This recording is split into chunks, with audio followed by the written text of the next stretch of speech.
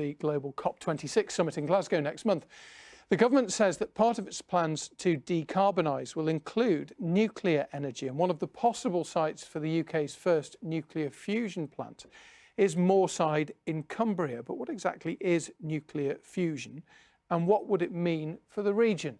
Here's our environment correspondent, Judy Hobson. This is cutting-edge robotic technology designed for the nuclear industry. This robot can work in places too dangerous for humans.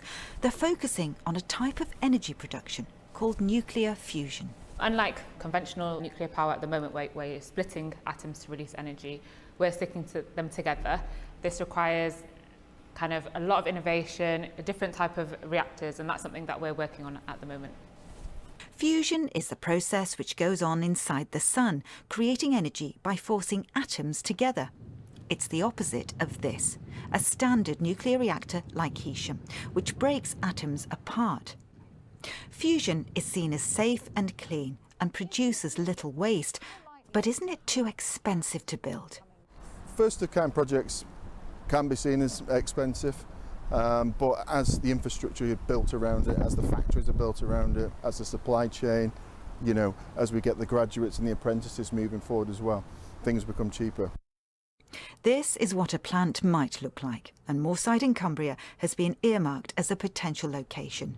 Even if it doesn't come here, the company says it will create jobs in the region. A third of the industry, nuclear industry, is based in the northwest, so we're quite lucky.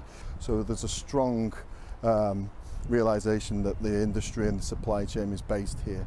That will move and support wherever the project will be.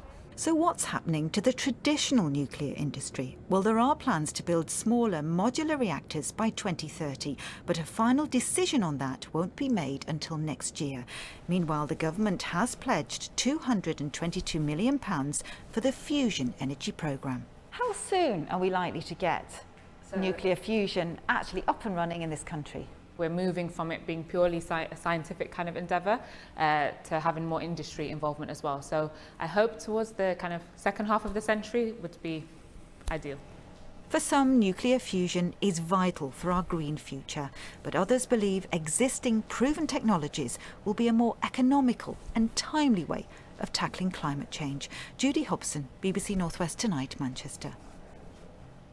Right, we're going to continue with our series this week, reporting on the region's coastal communities. And tonight we're in Barrow-in-Furness. It's estimated that over the next 20 years, more people under the age of 30 will leave the area than any other coastal areas in the country. But why is